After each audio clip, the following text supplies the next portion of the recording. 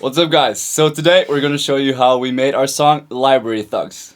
The vocals by Rebmo, it's produced by Connor and I, and it's released on Hexagon Records, Don Diablo's record label. So I just hang out with my library thugs.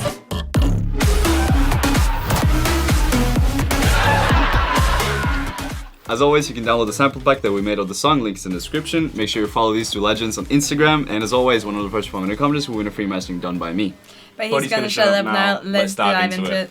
Reb is gonna join back in towards the end and explain the vocal, but for now, Connor and I is gonna go over the production. So I'll be upstairs. Dismissed. Just scream Reb! Yeah, okay, guys.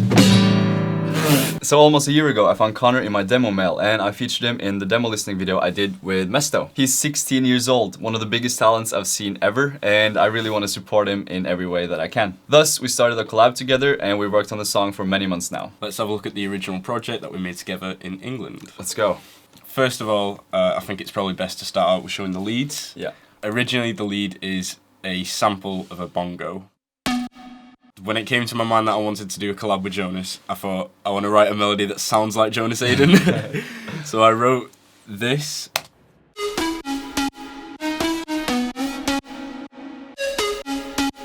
And so on. Pitch glides, very important. The melody was actually quite nice because I didn't expect it to come out like sounding proper. And then I made a little bass line using the Connor Ross bass. Yeah, that's how this sounded with the bass melody as well.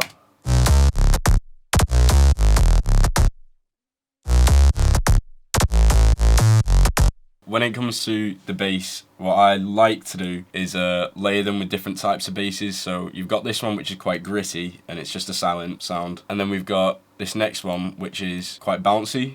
So they're kind of contrasting styles. So you'll see what I mean when I play it.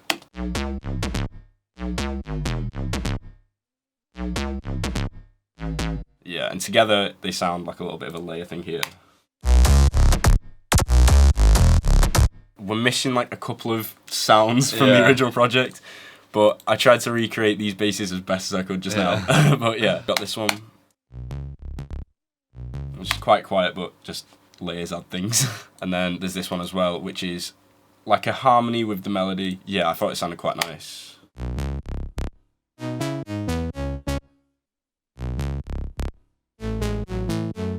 Let's have a look at the drums. Yeah.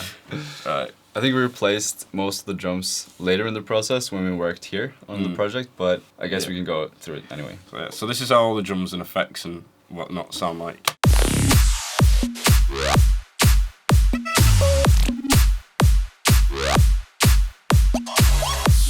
The vocal chops are really interesting here. It's from Kashmir, but it just works so well and doesn't sound too Kashmiri. So Yeah. Sounds good. It's really weird. Oh, it's another one as well. One thing that we did do as well is when we put the vocal chops in, is we panned one of them to the left and then one of them to the right, just slightly, so it's a little bit of a stereo image. Yeah, because there was a lot going on in the middle. Let's talk about the chords changes, because that was really interesting. I've never done that in a track, so it was really cool when he came up with that idea of doing like, just stopping everything and just saying F everything, and just doing like chords, like stopping everything, but it really worked. I don't know why. This is how this little chord pattern sounds on its own. And we've done a little bit of layering with the kick and some effects and whatnot to make it sound like this.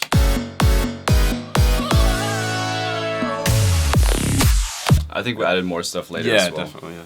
But that's pretty much the foundation of it, and then we took this into, and we worked on it here, and let's dive into that project. Alright, so we're back online with another project. It's very laggy, but let's go over what we did here. Because we changed the kick a bit.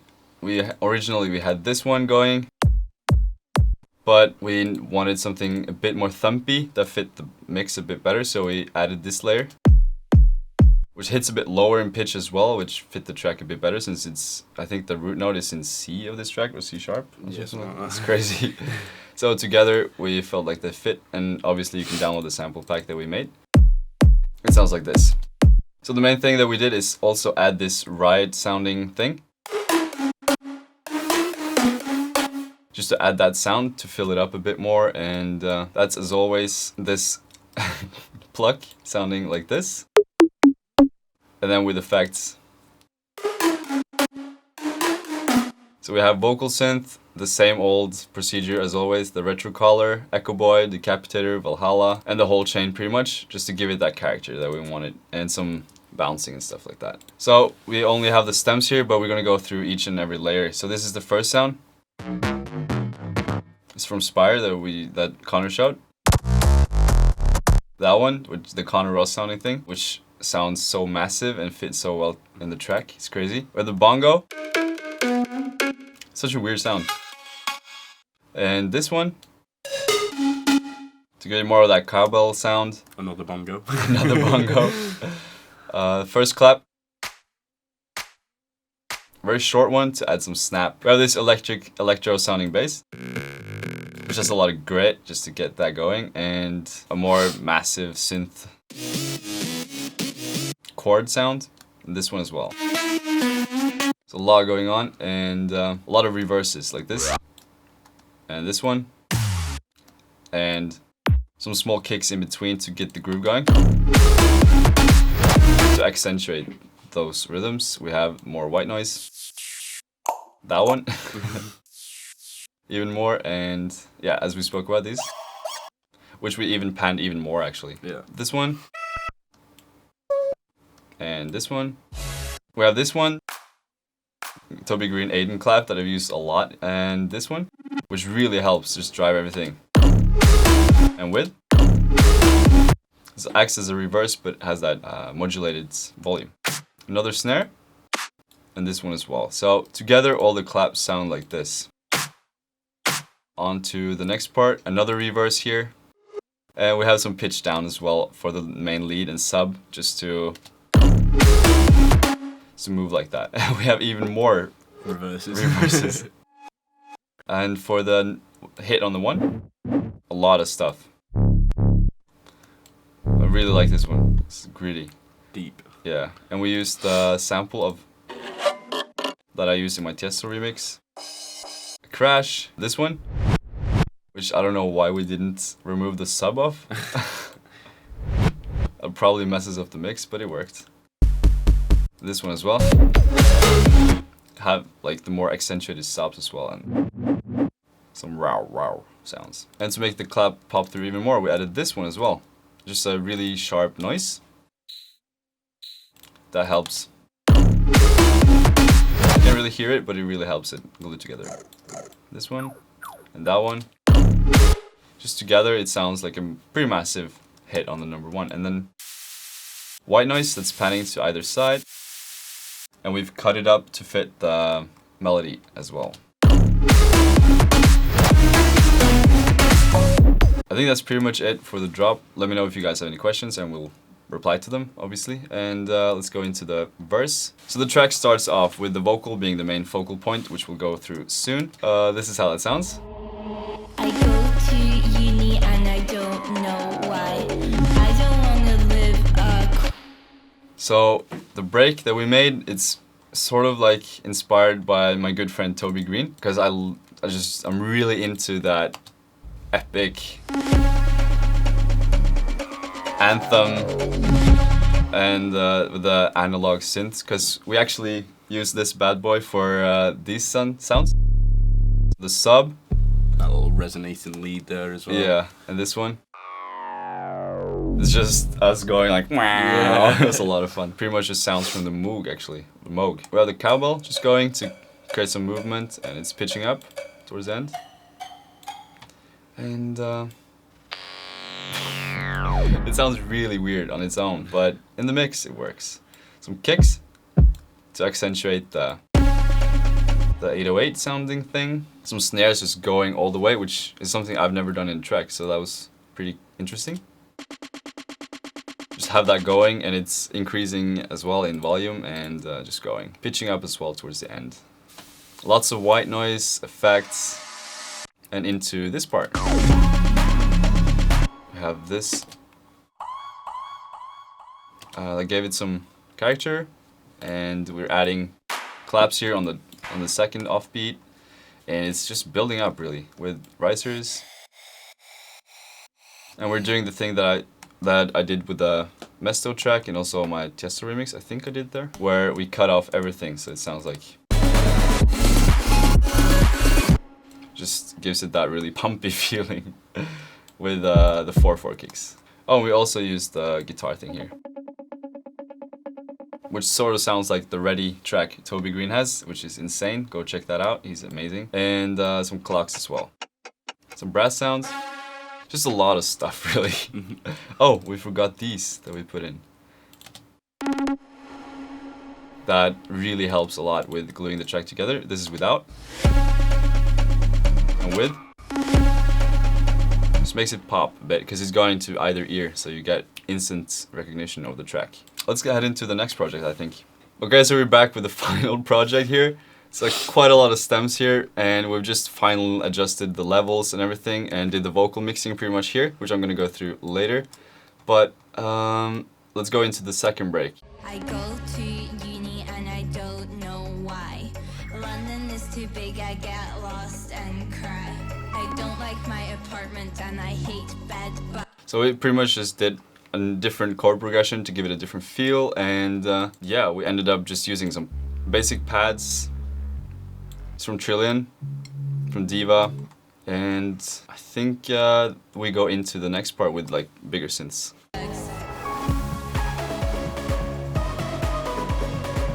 Because we wanted to bring in the melody as well with some break beats, we had to. We were a bit lazy here as well, because what we did was we went into the project files of IDP-Dip and Write, and here, because we just felt like it fit the track.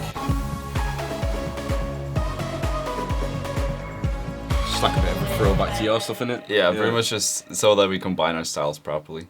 And because that was really, most of the fun was just figuring out how to do the collab properly. Yeah. And the new chord progression, which really helped evolve the track as well, I feel. I think that's pretty much it. I think we can actually, just as a bonus, I hope I haven't forgotten anything, but let's maybe go over how we mastered the song as well. As a little bonus. Oh, and I almost forgot this. Bugs. That was really important. Bugs. Just used SSL really harsh settings on it, and Decapitator just made it pop. Bugs. Just give that bum bum bum bum. And I look crazy again. Okay, let's go into the mastering. I'm sorry. Holy that was loud. So I have to turn down the master here just for the sound recording to the video, but what we did is we manually leveled everything to fit, and we put it into first an invisible limiter just to get rid of some of the worst peaks before we enter the next phase, which is the mastering compressor, just so that doesn't peak too loud when the real peaks come. So it just balances everything out. It's a bit paralleled, and we jump into the isotope. This is without and with. Just balance it a bit, made it a bit wider, made it a bit mono in the low end. We've excited the top slightly and boosted the lows very slightly, and just done some peaks where we felt like there were some resonances. And we just boosted the highs slightly with SSL as well. Yeah. This is without and with. That's a little bit of a crispiness vibe to it. Slight crisp. Yeah. And some even more crisp, I think. Yeah, with the CQ as well. Then we push that through super hard with another limiter. The fun thing is that the track is so distorted, so you can really push it without it sounding too nasty. I think that's pretty much it. Let me know if you guys have any questions. Let's head into the vocal mixing with Reb. Okay, so Reb's here. She's here physically at least, not mentally, but tell us the story of how the vocal came to life, because we actually did this with I Don't Speak French and sampled one of her previous songs. Yeah, once again, I've done nothing. No. So I made it during my bachelor's. I felt a bit like lost. Yeah. I think when you do your bachelor's, you're just learning so many different things, and you're doing, I don't know, and sometimes you wonder like, why am I doing this? So I made this song because of that feeling. Yeah, and then we made the music video with like some of my best friends in England. Yeah. And it was really funny. Yeah. That's the story, guys. Amazing story. But the important thing is how we mixed it, because she's an amazing vocal mixer.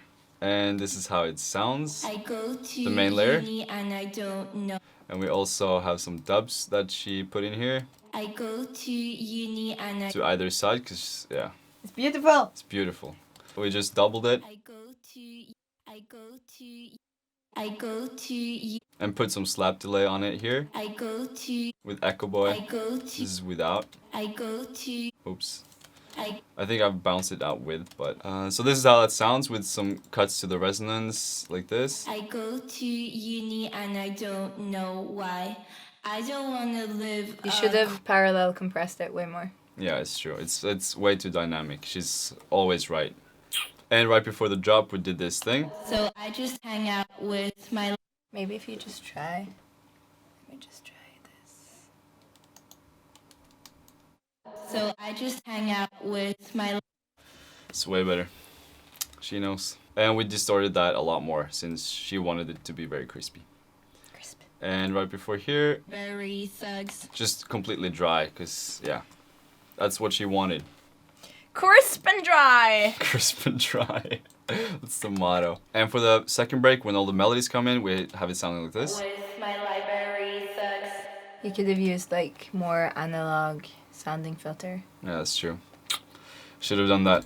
But yeah, I'm gonna go home and cry now, because she's lecturing me. And I hope you guys enjoyed watching.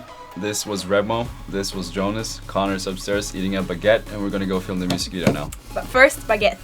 Baguette. Bye.